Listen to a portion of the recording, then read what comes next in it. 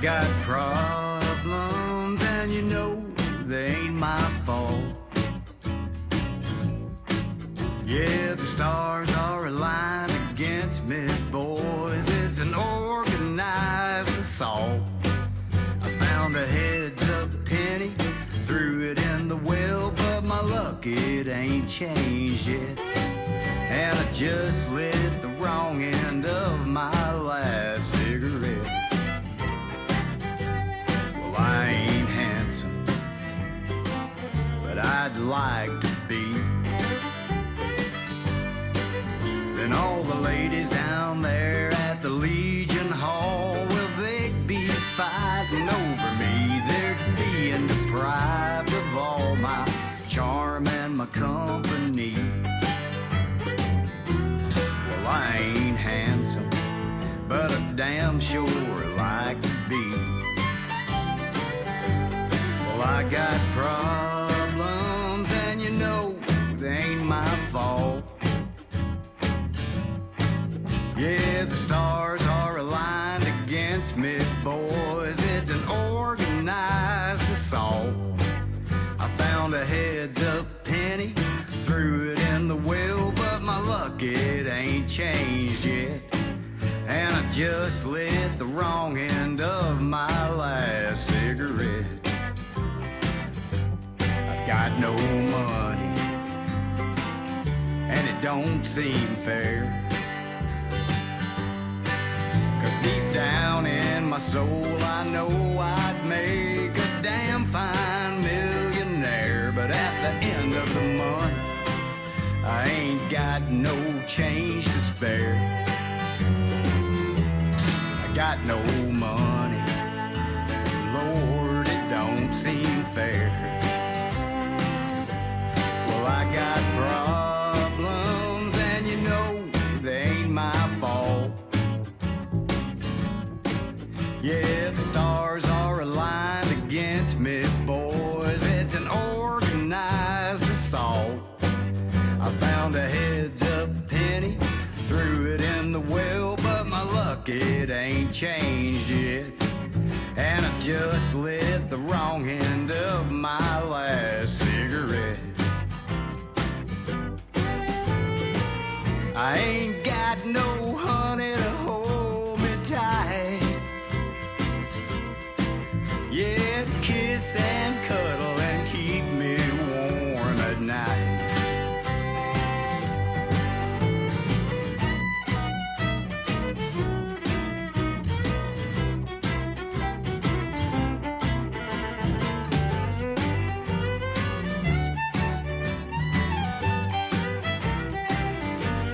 Well, I got problems and you know they ain't my fault. Yeah, the stars are aligned against me, boys. It's an organized assault. I found a heads-up penny, I threw it in the well, but my luck, it ain't changed yet. And I just lit the wrong end of my last cigarette.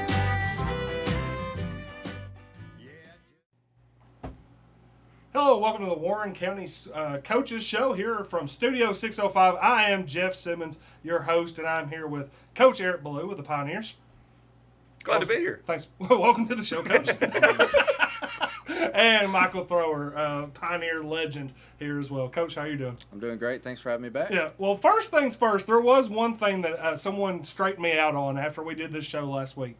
They said you kept talking about Michael from his Warren County days, but you never really clarified what he did coaching wise, and I just called him coach. So, Mike, fill us in, because I know you're a little bit more than just a Pioneer quarterback or a Lindsey Wilson player. Like, you did a little bit of coaching. So, give us the rundown of where you went and how y'all did. Okay, I was fortunate enough to be a college coach, and after I came back here after graduation, coached 1 year of high school ball. My former receivers coach, Coach Ridings, he called me up. They had a receivers opening up at Marion University in Indianapolis. So he got me an interview up there. I was fortunate enough to get that job. So spent 1 year there, and then after 1 year going 7-3 there, I got a call from my former head coach at Lindsey Wilson, wanted me to come back home, coach for him. So we had spent 4 years there before he accepted another job at Georgetown College, and I followed him along there. But those 4 years at Lindsay, we won 3 conference championships and a natty, and then we went on to Georgetown. The first year there was 7-3, and then a conference championship after that. Kind of getting Georgetown back on top to where it was before Lindsay took over. And what were you coaching throughout that? So I started out at Marion as a running backs coach, then went to Lindsay as a running backs coach, and then transitioned to receivers, and got promoted to recruiting coordinator, and then offensive coordinator was to follow after that. Nice. So, again, too, I apologize for everybody. Everybody was like, hey, man, you were just talking about him like he played Pioneer football and then never did anything else. Like, he coached a little bit out there. And, again, Coach Eric Ballou, who is just one of, what now, I think, 5 coaches in Warren County history with a winning season under his belt. And I think maybe the first coach since Bobby Newby to have a winning season in his first season as Warren County head coach. Coach Ballou, how you doing, man? Doing good. Doing good. I got some questions. Great conversations I was already. like, So. there's people that are going to be like, what were y'all talking about before was going on over there? Trevor Evans says, good-looking 22 jersey up there right behind Mike. Yeah, I know. We put it in the shadows, Trev. We put it in the shadows. Was that Trev's jersey? Yeah, that is Trev's jersey. And of course, I think Coach Sullins is behind me. It's not on camera, so we only put Trev's on there. But Coach, this is the last week that we're not going to have some game-like action out there. What is it? The calm before the storm? What is everybody into today as y'all got back to work today? Yeah, I think so. Just with acclimation going on, and it's starting to feel a little real. The days have actual meaning on the calendar. And it's not just your typical summer practice. I think summer can get really repetitive. So I think there was a little extra energy this morning. That's exciting. It really, it's hard to believe that it's here. It's exciting. The countdown starts. Next Thursday, which was 10 days before we take on Stewart's Creek in the first scrimmage of the camp. Spring Hill. Yeah. Spring Hill. Sorry. Mm-hmm. Yeah. Sorry. My apologies. No, it's all right. I'm telling you, we got all kinds of things going on over here. But yeah, that'll be that first test. But at the same time, I guess the kind of the live bullets start on Monday. It seems like. Y'all be ready to go. What are y'all having to do this week to make sure that Monday goes off without a hitch? Yeah, you have to. The structure for acclimation is the player has to essentially be present for those days before they can move on to the next step. So the first step is helmets. Got to have 2 days in helmets, and then 3 days, two or 3 days in shoulder pads, and then you can move on to full pads after that. We're really stressing the importance of attendance and being there this summer. And if you miss a day, that pushes you back. So if you miss with the way scrimmages are laid out and us having one on a Thursday, if you have a player that's out for whatever reason, and they don't get their acclimation days, and they can't participate in the scrimmage. So it's jumps on you quick. We're here.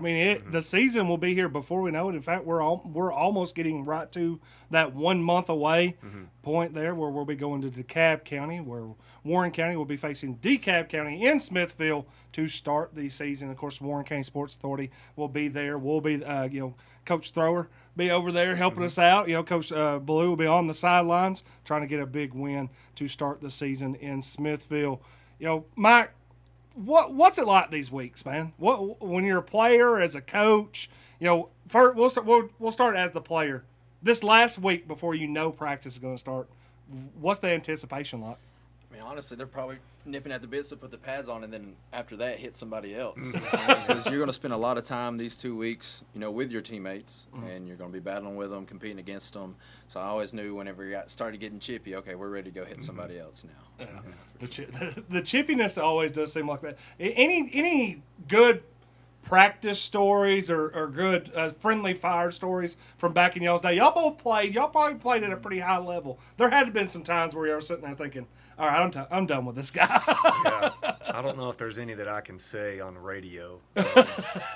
Definitely seen my fair, share of scuffles during fall camp. Yeah. Y'all got, you see, Ballou sitting there thinking, I coach against some of these guys now. Yeah. I don't want to out them and then be like, I'm going to see them here in about 2 weeks.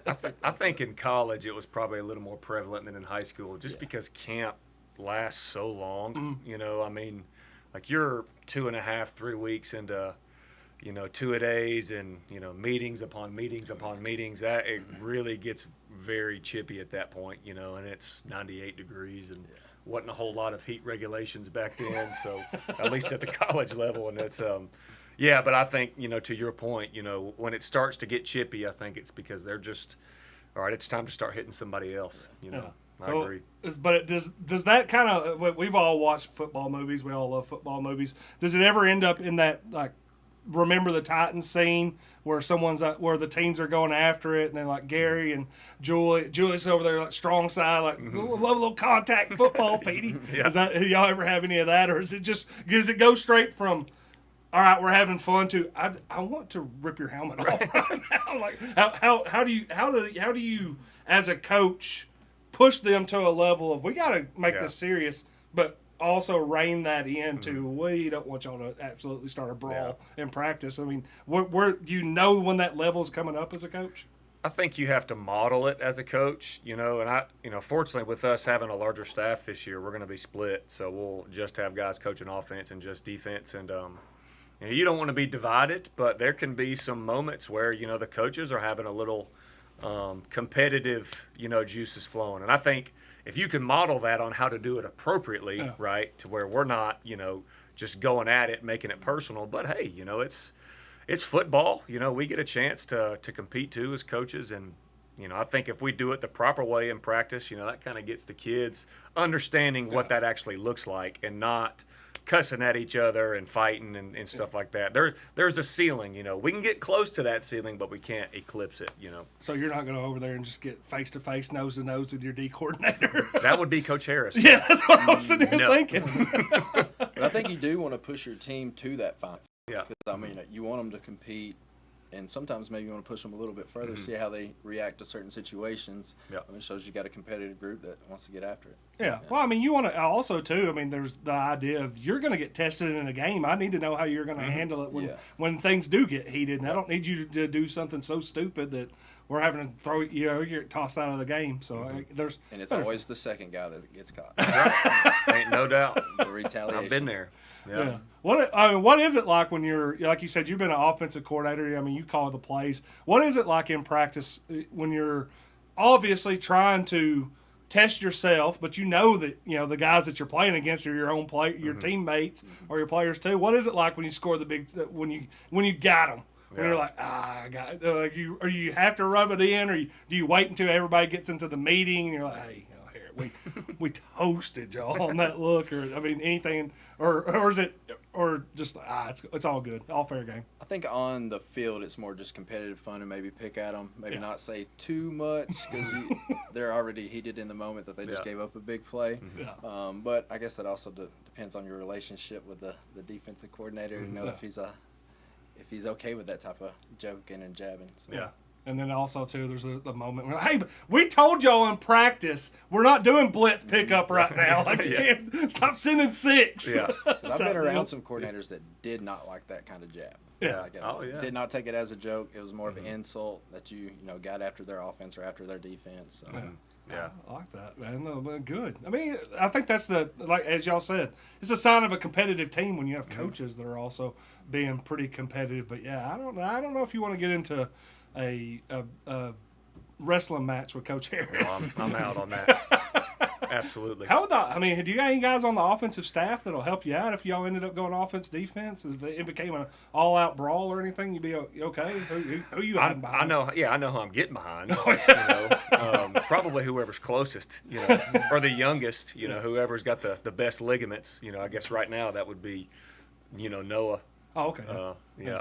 So he's still a spring chicken. So yeah, he's still working out. He'll be all right. Yeah. Yeah. But it is funny to see how those nights or those days that turn into nights that turn into two-a-days, and how everybody handles that. And y'all are, legitimately 5 days away or 6 days away now. Yeah. After today's workouts, everybody will be out there. Y'all doing any midnight show? Y'all doing any of that, or y'all just gonna give them the? No. We're gonna cruise right in on Monday morning and be ready to roll. Yeah, I've just heard some nightmare stories, at some other places, and it kind of has got me a little skittish on stuff like that. So I like to be as routine as possible, and not, I guess that's the old former baseball player in me. I've got to have my schedule, and I kind of like to keep it all the same. You know, I would have been all about the midnight ones until I started doing the early morning shows, and then I was like, yeah, you know, if you called me like, hey Simmons, we're gonna be out there at 2 a.m. Yeah. Like, oh, send me the film.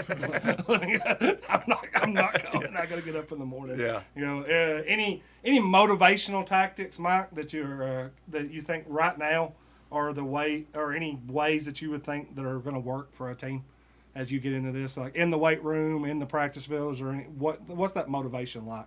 Yeah, I think just dangling the carrot of what's to come right in front of them. Like, yeah, well, I know we're in a tough situation right now. We're beating on each other. You know, camp's a long drag. Are y'all staying at the high school, like staying the night in the gym or anything like that? No. Back when I played, we stayed the night in the gym, so we never got away from our teammates. So I think just dangling that carrot of seeing the light at the end of the tunnel. Hey, we're about to go put this on somebody else. Yeah. Yeah. There's some stories that could be told from some of those days. Oh, Those are yeah. camp Yeah. stories. You imagine, 70 football players sleeping in a gymnasium. So, yeah.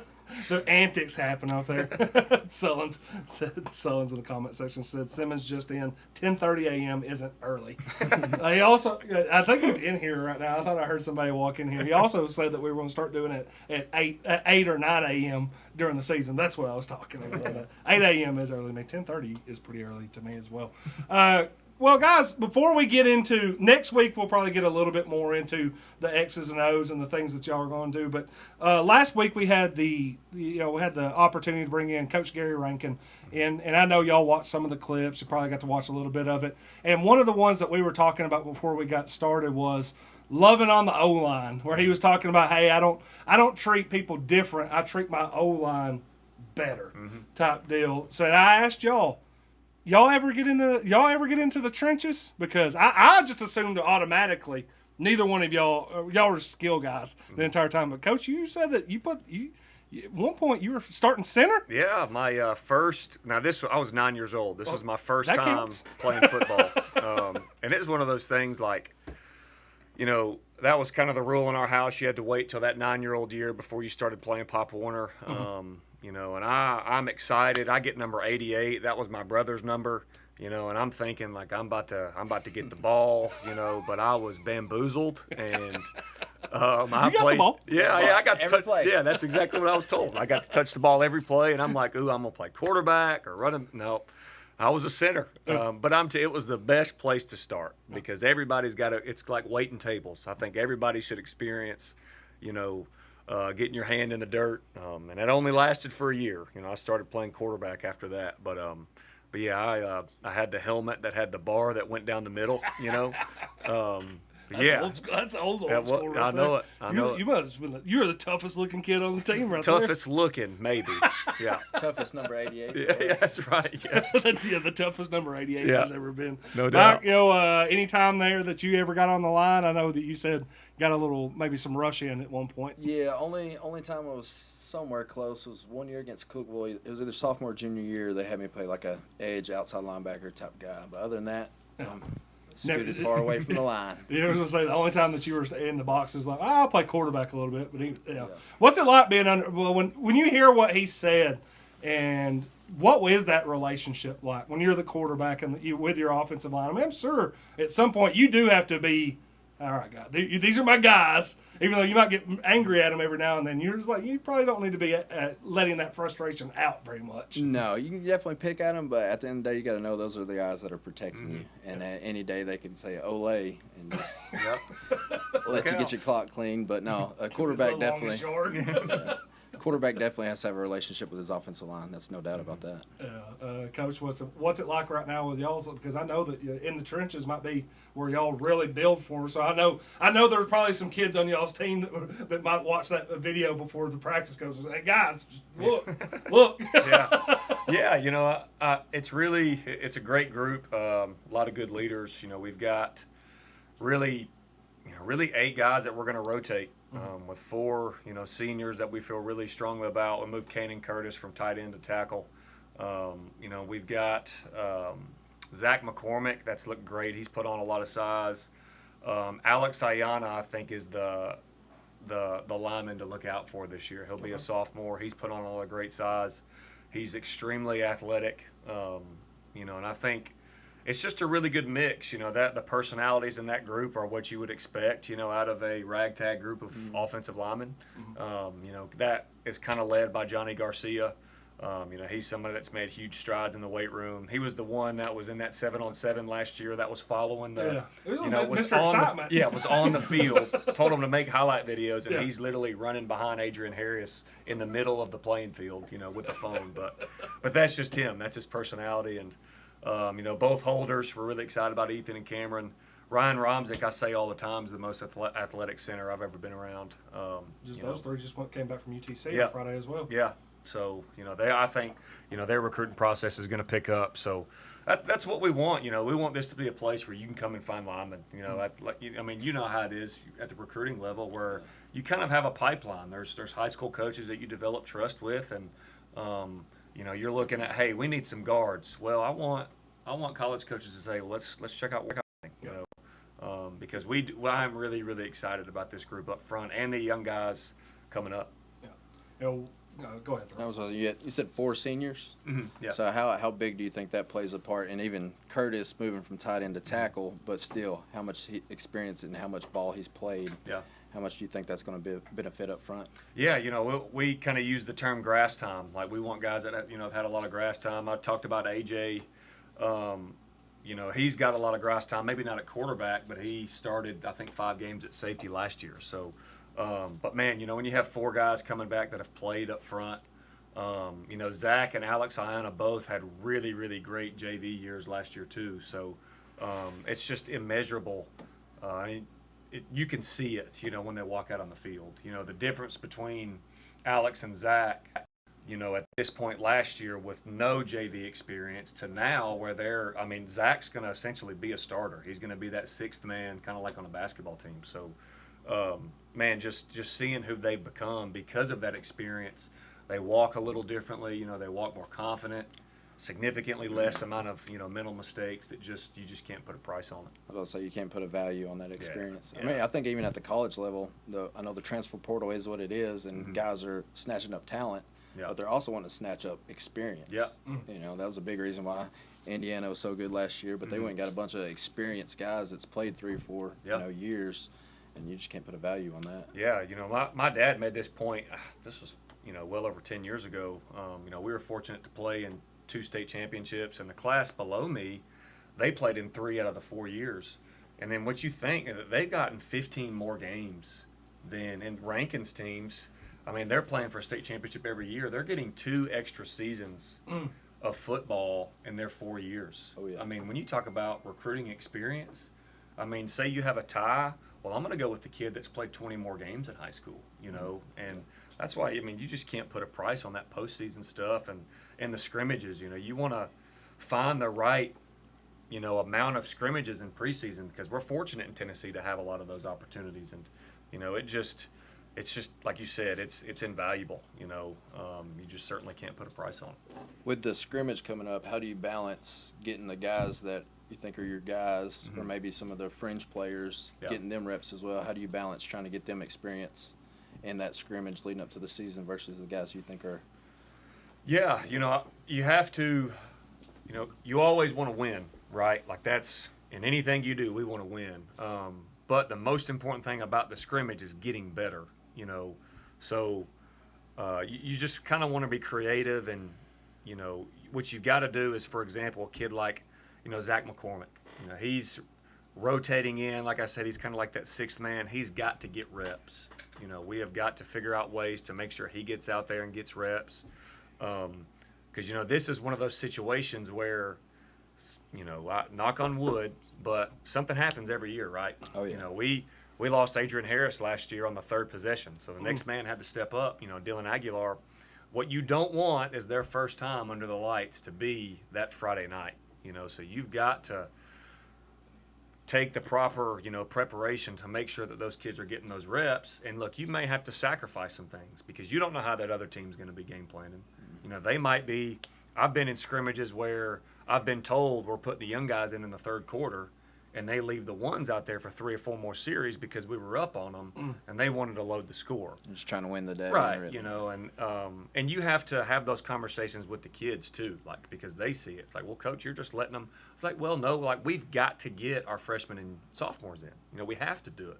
So, you know, I think swallowing your pride, but also understanding, yes, we want to get out there and compete and win, but the most important thing is the experience of getting better, you know. And then if you can handle that and kind of be sober-minded through that process, the scrimmages will be really valuable.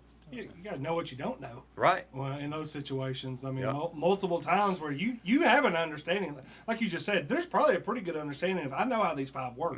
But what happens when one of those is out and we have to move this guy in, or the next 2, or even who's under center, by who's doing this or doing that. Yeah, that's exactly what we're going to get started. And that starts next Thursday. Yep.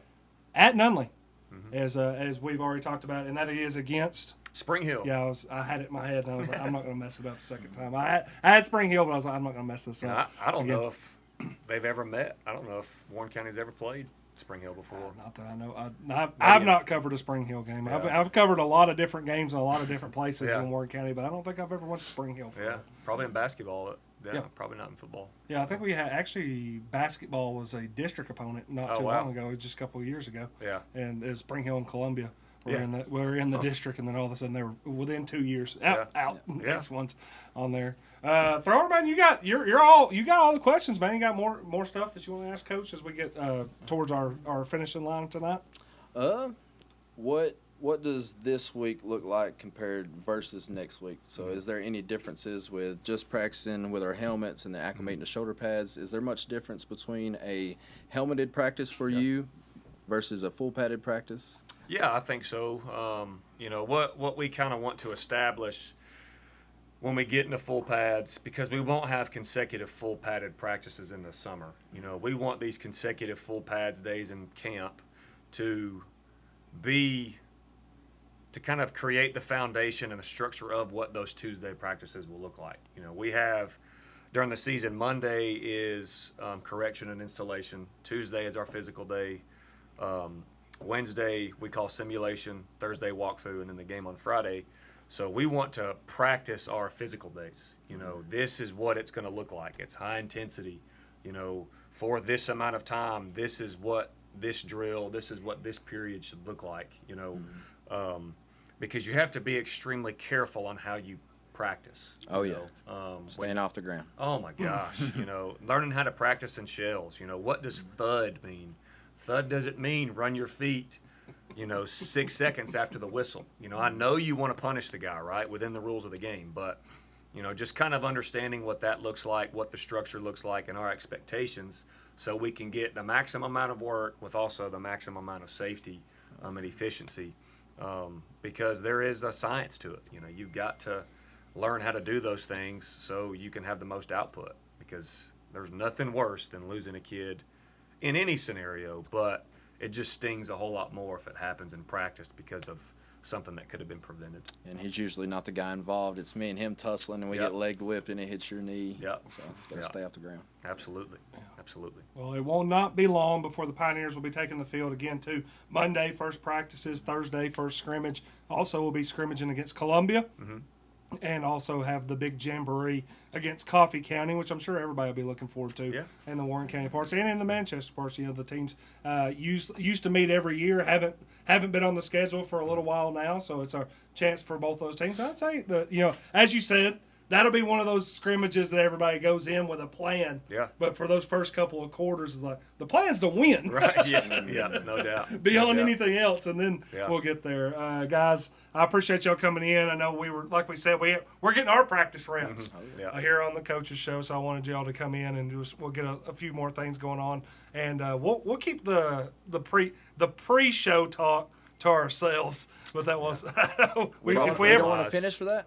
we can too. No, I was going to ask y'all. It is interesting. Y'all are talking about the offensive line and position groups, like personality-wise. Have y'all been in the locker rooms? Y'all have coached. Y'all played. What is the one position group that you're kind of like? They're out there. I'm good. I'm not drifting in that direction very often. Yeah, I think depending on the kicker. No, I'm kidding. they're always. go with Farmer Friend, do some laps from Waterboy. Oh man, it always seems like the O-line have the biggest variety of character just because, more numbers. Man, and when I was in college, the fullbacks were just different breeds. We had one at UNA. His name was Tex because he was from Texas. And this guy would work for his dad's company in AC units. And he would be in an attic all day and then come out to practice in the afternoon and would still just demolish people, And then the other guy was the same, he just demolished people. And then their personalities reflected, it was just like it was on go all the time, And then you have your, nasty O linemen that are, the goofballs. Like I think about Johnny Garcia, he's always making some kind of joke, but he'll get after you too. I think there's nothing worse than getting, pancaked by somebody that's laughing. That's as demoralizing as it gets. So yeah. It's funny. It's funny you talk about that. When you said offensive lineman, the first thing I could think of, and it was after you, Thrower, had graduated, but I'm sure you probably remember him, Dylan George. Oh yeah. And Dylan George was like his whole thing, and I was covering in the paper at the time. I think he wanted and would roll up his shirt even more anytime practice. I was at practice or in games. Yeah. He just wanted his gut in the picture. Yeah. He's got this big gut. And I was just like, dude, I'm not taking. Yeah. It's like, can you please move out of the shot? He's just one of those wacky old lines. Yeah. What do you think when you think about it? I mean, you've been in a couple different position groups yourself. Yeah. Whenever I think of characters, yes, the O-line has a big variety of the nasty ones and the ones that think they're athletes and think they're hoopers too. But the position group that I think that has the same kind of characteristics is like DBs or receivers, which we both played receiver as well along with quarterback, but you're kind of prima donna-ish type of characteristics there. But Is it true that like every football player thinks they're a basketball player? Like you just talk about being a hooper. Like, what are those basketball games like when y'all get into camps or in college? I know, because inevitably y'all are going to be doing something. It's like we're going to end up running 4-on-4, 5-on-5, or even 2-on-2. What is it like with those basketball games? I mean, y'all probably both play. I know you played basketball. I'm sure you play basketball too. A lot of fouls. It's a lot uglier than what they think it is. Yeah. A lot of missed threes. It's miss three, transition, miss three, kick out, miss three, transition. You'll play for 45 minutes and there's turnover. 7 points. Yeah, turnover. Yeah. And then when one goes in and it's like Kobe. Yeah. You're I'll 1 for just follow 37. Or there's there's one guy that thinks he can dunk, but he needs the complete run out, and if anybody messes with him, oh man. Well, I'll tell you what, it's y'all just live in a different world, guys. Yeah. But I know everybody's gonna be really excited about athletes know what they got when Lake Hillis in the comment section. Monica Baker says, "Let's go Pioneers." So yeah, we're gonna be doing a lot more of this, and then next week we'll probably extend it out to an hour and kind of get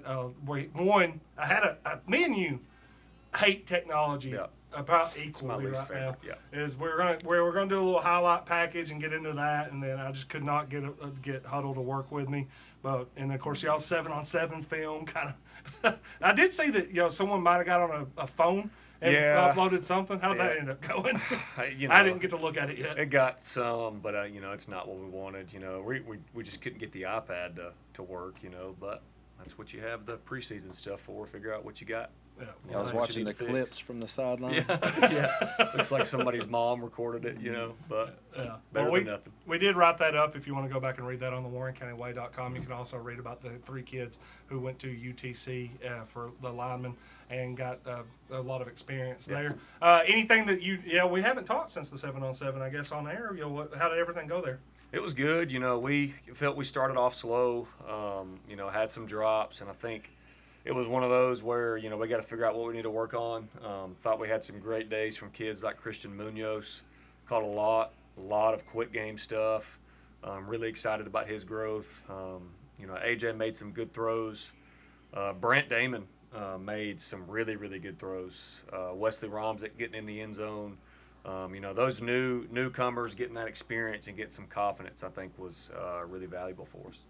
Well, guys, we're going to wrap this up. But again, thank you all so much for coming in. And again, thanks so much to everybody that was watching and listening. This is the Coaches Show that we'll be doing each start of the week. We haven't really completely defined. We're going to try Monday nights for right now. But I think when Coach gets in the season, we might have to move into Tuesdays thrower. We're going to have to try to work out there. And then we want to take this out on the road and let people actually show up and ask some questions. So, I mean, as long as Coach is okay with doing it. I mean, I think you're an open book after most games. You don't have, there's never a, I would like to keep secrets. and I know Thrower's ready to answer any question. Then we're going maybe a little strawberry ink talk before it's all said and done. There we go.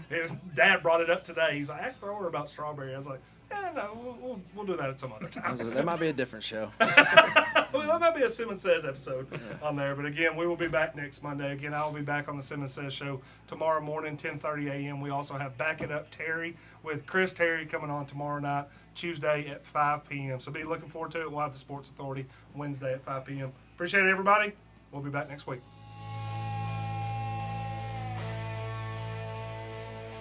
I got no blood left replaced with vibration. Gonna rearrange your alphabet. I'll explain it later, cause I'm all jacked up. Yeah, I'm all jacked up. Well, I can see right through time and space, immortal